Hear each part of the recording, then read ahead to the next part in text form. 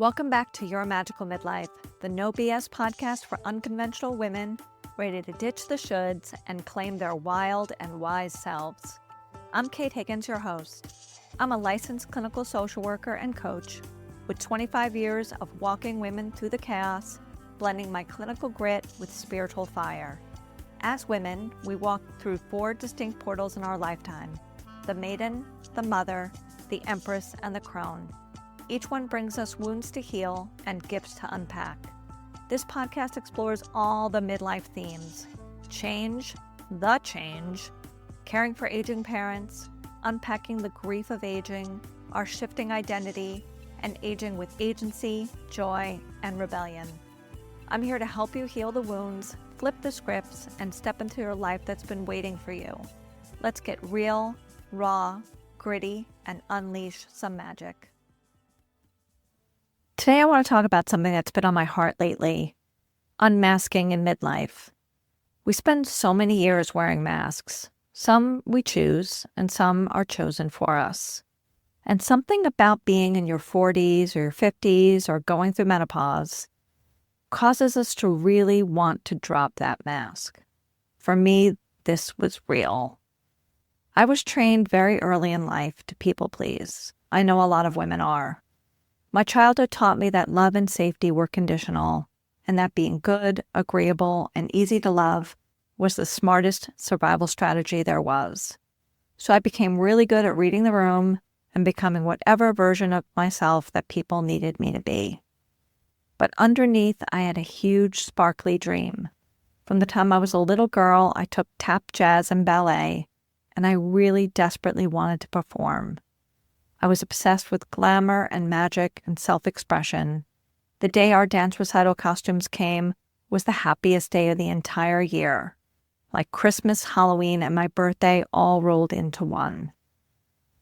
But those two parts of me, the people pleaser and the performer, eventually collided. When I became a social worker, I thought I had to hide that wild, creative, sparkly side of myself.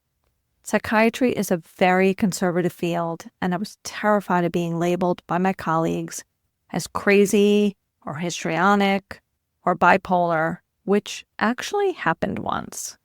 In the middle of a staff meeting, a psychiatrist I worked with waved her arm dismissively in my direction while describing somebody with a manic presentation. And by the way, you should have seen her. Every day she waltzed into the psych ER wearing the craziest outfits: leather pants, fur coats. She was regularly high on Xanax and often drunk, but that's a story for another time. I believe that if the clients I saw knew that I read tarot, or was a part-time showgirl, or that I used to dance in a cage suspended from the ceiling of one of New York's most notorious nightclubs, that no one would trust me. I was convinced that those parts of myself were a liability, that I was too loud, too unprofessional, so I learned to hide all of that. I masked up, dimmed my sparkle, made myself smaller, more clinical, more appropriate, and I performed professionalism as long as I could, while secretly missing the version of myself that loved to play, create, and take up space. For years, I thought that that was what I was supposed to do. But here's what midlife taught me. The parts I spent decades hiding were actually my greatest gift. That little girl, that maiden, was still in me, and she wasn't a liability. She's the reason I can hold space so creatively. She's the reason I can turn a workshop into a sacred, beautiful experience instead of another lecture. She's the reason Craft Your Crown exists. That people pleaser, the shadow side of the mother archetype, taught me deep empathy, and she's also still a part of me, and I don't abandon her completely. I just don't let the wounded parts of her run the show anymore. These days, she gets to have boundaries. She gets to say no without guilt. She gets to protect her energy instead of constantly scanning the room, making sure everybody's okay. Midlife and finally stepping fully into my Empress energy has given me something I never had before: enough safety inside myself to finally start unmasking. And for the first time, I feel safe enough to let all the parts of me coexist in the same body, the performer and the therapist, the creative and the healer, the silly and the wounded, the sparkling and the wise. I'm no longer forcing them to take turns or hide in the shadows. I can even see my future crone peeking through the mirror, nodding with approval. This is what I discovered. Masking isn't just about being more authentic. It's the key that unlocks real self-trust and real deep healing. When you've spent decades performing an acceptable version of yourself, you slowly stop trusting your own voice, your own desire, and your own truth. You learn to outsource your worth for other people's approval. And every time you put that mask back on, you're sending yourself a message. The real me isn't safe, and the real me isn't enough. But when you start unmasking, when you let yourself be seen in your fullness, in your mess, and in your realness, something powerful starts to shift. You begin to prove to yourself that being real is what really matters. And you can handle it, and no one's going to die, and nothing bad is going to happen. And even if you're disliked, you're going to be okay. And your value doesn't disappear when you stop performing. And that is where self-trust is born. Authentic self-expression is healing because it closes the gap between who you really are and who you've always pretended to be.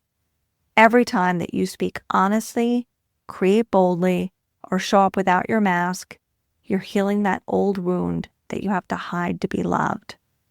Listen, it can be really scary at first. I know sometimes for me, it's still really scary. But every time I show my real self, who I really am, instead of the polished version of myself that you have to put out into the world, I feel myself becoming more whole, more integrated, and more trustworthy of myself. And that's the beautiful part. The women I work with, they don't want that masked, polished version of me. They want the real one, the one who's still becoming, still messy, and still figuring it out, because they see that I trust myself, and that gives them permission to trust themselves too, and they get to loosen their own mask. Unmasking doesn't mean having it all figured out. It doesn't mean that you're suddenly fearless. It just means you're done performing a version of yourself and allowing yourself to truly heal. And that shift from performing to being unmasked is the most powerful act of self-love and self-trust that I've ever experienced in my entire life. So here's my question for you today. What mask are you willing to finally take off? Maybe it's the mask of being the responsible one. Maybe it's the mask of hiding your creative, wild, wounded parts of yourself. Midlife is the time to unmask. Not because you're perfect, because it's finally safe enough to be real. That's it for today, my love. If this episode stirred something in you, that quiet knowing that midlife isn't a crisis, but a portal, I'd love to hear from you. DM me the word portal on Instagram, and I'll send you a voice note with a simple question to help you walk through it. And if you're feeling the pull to do this work in community, the doors are open for Empress Awakened Immersion, my 4-week online program where we move through the maiden, the mother, the empress, and the crone together. Spots are limited, so if it's calling, don't wait. Follow the calendar link in my show notes to schedule your curiosity call. Thank you for walking with me today. Keep shedding what no longer fits. Keep remembering you're not too late. You're becoming. Talk to you next week.